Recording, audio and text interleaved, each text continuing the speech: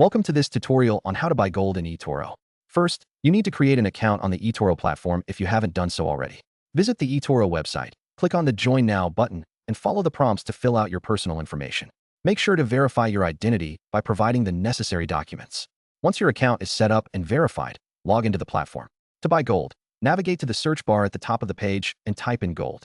You should see options for different gold assets, including the gold commodity itself. Select the one that suits your investment strategy best. After selecting the gold asset, you will see an overview of its performance, including charts and market information. Click on the Trade button to open the order window. Here, you can choose the amount you wish to invest in gold. Make sure to review your order details and set any stop loss or take profit orders if you wish. Finally, confirm your order by clicking the Open Trade button. Your investment will then be processed, and you can monitor the performance of your gold asset directly from your eToro portfolio. Remember to conduct thorough research and manage your risk accordingly when investing in commodities. Happy trading!